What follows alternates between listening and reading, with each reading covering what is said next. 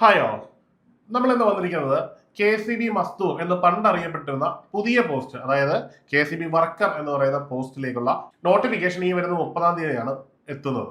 അപ്പോൾ അതിന് അപേക്ഷിക്കുന്നതിന് മുമ്പ് ഉദ്യോഗാർത്ഥികൾ അറിഞ്ഞിരിക്കേണ്ട ചില വസ്തുതകളുണ്ട്. അതായത് എന്തൊക്കെയാണ് ഇതിന്റെ അടിസ്ഥാന യോഗ്യതകൾ, ഇത് ഏത് രീതിയിലാണ് നോട്ടിഫിക്കേഷൻ വരുന്നത്, ഇതിന്റെ എക്സാം എത്തരത്തിലുള്ളതായിരിക്കും. ഇത് ജില്ലാ അടിസ്ഥാനത്തിലാണ് വിളിക്കുന്നത്. നമുക്കറിയാം LD ക്ലർക്ക് എക്സാമിനേഷൻ ഒക്കെ വിളിക്കുന്നത് പോലെ തന്നെ ഇത് ജില്ലാ അടിസ്ഥാനത്തിലാണ് വിളിക്കുന്നത്. KCBയിലേക്ക് മാത്രമാണ് നിയമനം. അപ്പൊ KCB എന്ന് പറയുന്ന ഒരു സ്ഥാപനം ഓരോ ദിവസവും വളർന്നുകൊണ്ടിരിക്കുന്നതുകൊണ്ട് തന്നെ ഇത്തരം റോഡുകളിലേക്ക് ധാരാളം ആവശ്യക്കാരുണ്ട് താനും.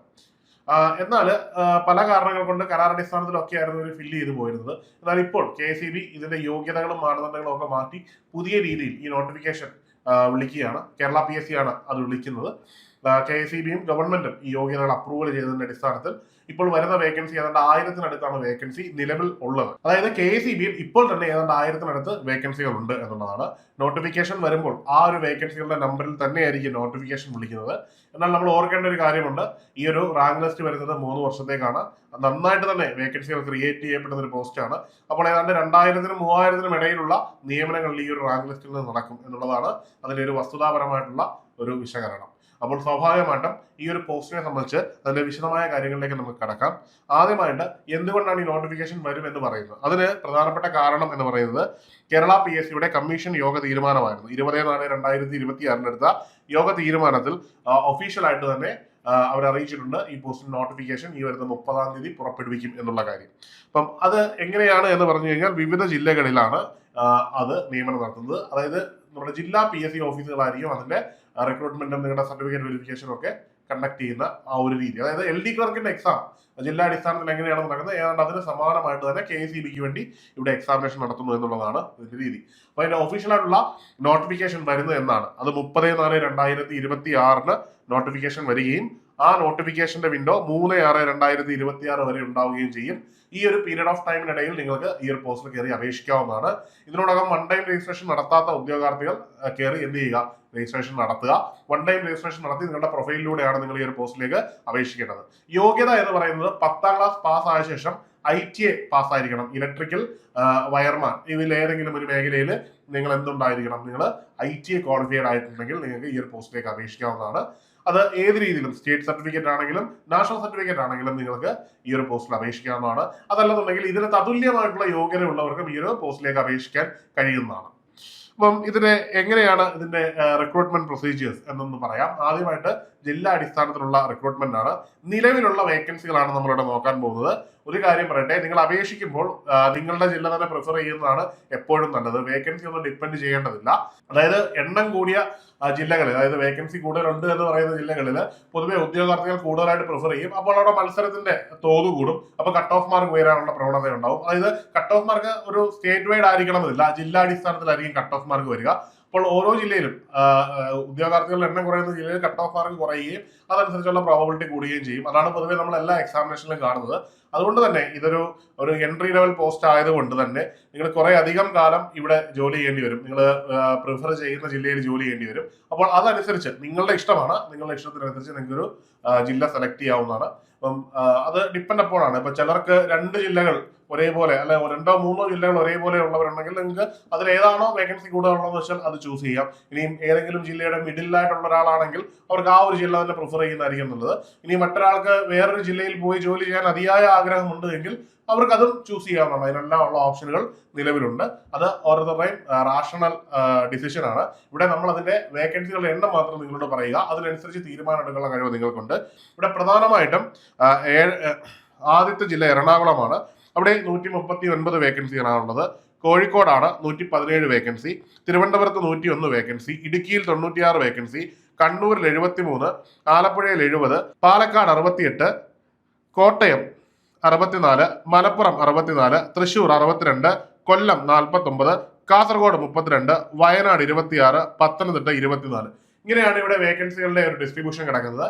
ഇനി ഏറ്റവും പ്രധാനപ്പെട്ട കാര്യം എന്ന് പറഞ്ഞാൽ ഇത് ഒരു നേരത്തെ ഉള്ള ഒരു അപ്ഡേഷൻ ആണ്. ഈ ഒരു വേക്കൻസിയിലൊക്കെ വലിയ മാറ്റങ്ങൾ ഗ്രാജുവലി ഉണ്ടാവും. മനസ്സിലാക്കേണ്ട ഒരു കാര്യം, അത്യാവശ്യം നിയമനങ്ങൾ നടക്കുന്ന ഒരു തസ്തികയാണ്. നിലവിൽ 985 വേക്കൻസിയാണുള്ളത്. 1000-അടുത്ത് വേക്കൻസി. 985 എന്നൊരു വേക്കൻസി നമുക്ക് ഏതാണ്ട് വേക്കൻസി കൂടി 2000-ന് മുകളിലെത്തി ഏതാണ്ട് 3000-അടുത്ത് വരെയൊക്കെ വേക്കൻസികൾ ഉയരാനുള്ള സാധ്യത നമുക്ക് തള്ളിക്കളയാൻ ഒക്കില്ല. ഉദ്യോഗാർത്ഥികൾ നിങ്ങളുടെ തീരുമാനം അനുസരിച്ച്, നിങ്ങളുടെ ഡിസിഷൻ അനുസരിച്ച് നിങ്ങൾ ജില്ല സെലക്ട് ചെയ്യുക എന്നുള്ളതാണ് ഏറ്റവും പ്രധാനപ്പെട്ട കാര്യം. DOE വരുമ്പോഴേക്കൊക്കെ തന്നെ ഈ വേക്കൻസിയിൽ വലിയ മാറ്റം ഉണ്ടാവും. DOE വരാൻ മിനിമം ഒരു 8-9 മാസം, എക്സാം കഴിഞ്ഞ് എല്ലാം കൂടെ എക്സാമും DOE ഉൾപ്പെടെ എല്ലാം നടന്നു വരുമ്പോൾ ഏതാണ്ട് 8-9 മാസത്തോളം കഴിയും.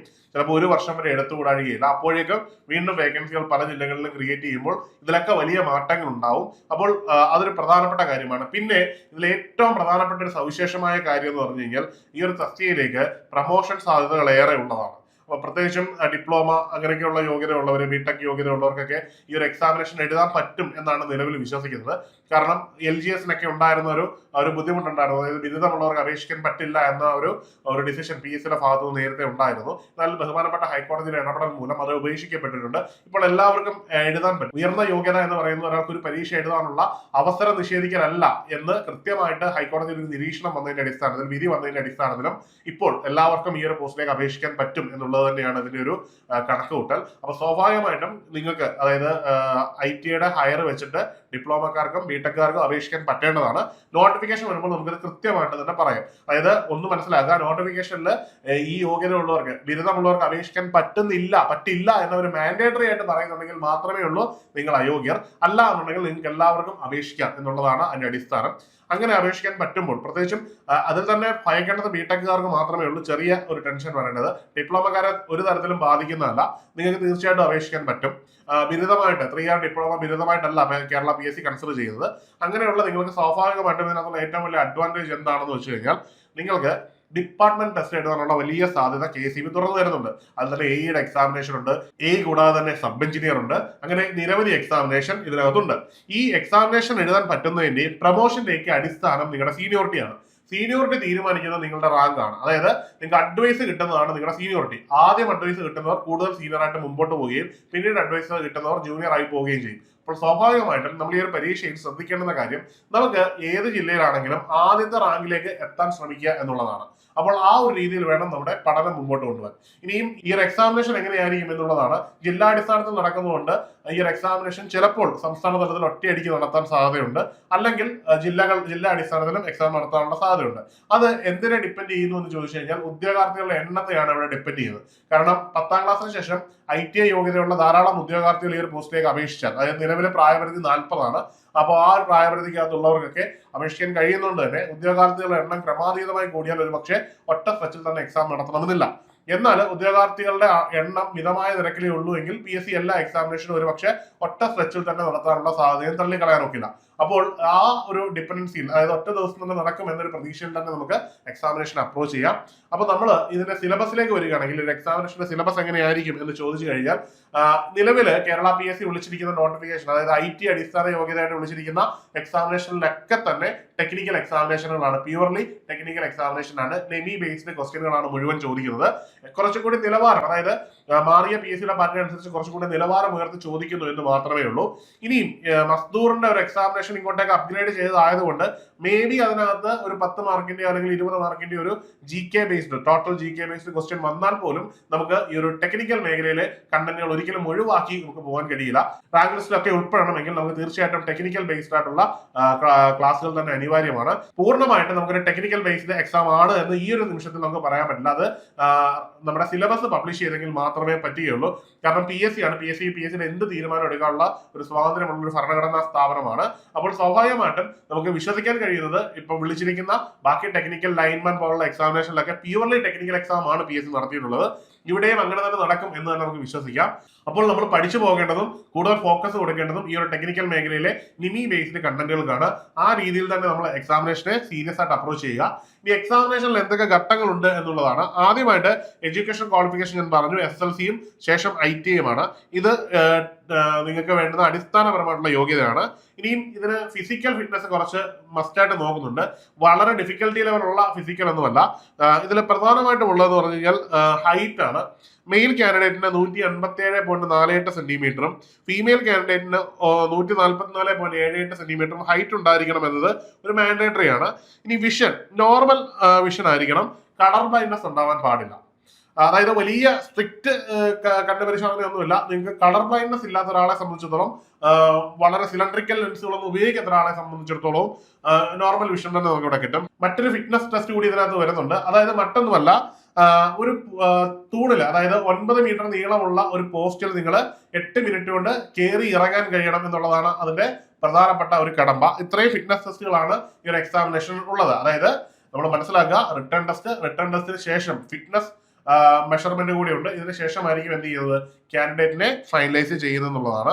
നമുക്ക് എക്സാമിനേഷനെ പറ്റി ഒരു കൃത്യമായ ധാരണ ഉണ്ടായി കാണുമെന്ന് കരുതുന്നു. അപ്പോൾ ഇനി പഠിക്കുക എന്നത് വളരെ പ്രധാനപ്പെട്ട ഒരു കാര്യമാണ്. അപ്പോൾ ഏണസ്റ്റ് അക്കാഡമിയിൽ KSEB വർക്കറിന്റെ കോഴ്സുകൾ അവൈലബിൾ ആണ്. എത്രയും പെട്ടെന്ന് കോഴ്സിന് ജോയിൻ ചെയ്ത് പഠിച്ചു തുടങ്ങുക. മാറിയ PSCയുടെ പാറ്റേൺ അനുസരിച്ച് നോട്ടിഫിക്കേഷൻ വന്നാൽ അധിക സമയമൊന്നും ഉണ്ടാവില്ല. എക്സാമിനേഷനിലേക്കുള്ള ദൂരം ഒരു 3 അല്ലെങ്കിൽ 4 മാസം മാത്രമാണ് നമുക്ക് ബാക്കി നിൽക്കുന്നത്. സംസ്ഥാന തലത്തിൽ നല്ല രീതിയിൽ തന്നെ മത്സരം നടക്കുന്ന ഒരു എക്സാമിനേഷൻ ആയിരിക്കും. അതിന് കൃത്യമായുള്ള തയ്യാറെടുപ്പുകൾ അനിവാര്യമാണ്. അതിന് നിങ്ങൾക്ക് ചൂസ് ചെയ്യാൻ പറ്റുന്ന ഏറ്റവും നല്ല ഓപ്ഷനാണ് ഏണസ്റ്റ് അക്കാഡമി. ഇതിനോടകം തന്നെ നടന്ന മിക്ക ടെക്നിക്കൽ PSC എക്സാമിനേഷനുകളിലും ഉന്നതമായ റാങ്ക് നേടിയെടുക്കാൻ നമുക്ക് കഴിഞ്ഞിട്ടുണ്ട്. ഇനിയും അത്തരത്തിലുള്ള വിജയം നമുക്ക് ആവർത്തിക്കാൻ കഴിയും. അതിനായിട്ട് എത്രയും പെട്ടെന്ന് നിങ്ങളൊരു കോഴ്സിന് ജോയിൻ ചെയ്യുക. കോഴ്സിന് ജോയിൻ ചെയ്യുന്നതിനായിട്ട് താഴെയുള്ള ഗൂഗിൾ ഫോം ഫില്ല് ചെയ്യാവുന്നതാണ്, അല്ലെങ്കിൽ ഈ കാണുന്ന നമ്പറിൽ ബന്ധപ്പെടാവുന്നതാണ്. എല്ലാവർക്കും വിജയാശംസകൾ. മറ്റൊരു വീഡിയോയിൽ കാണാം. Good bye.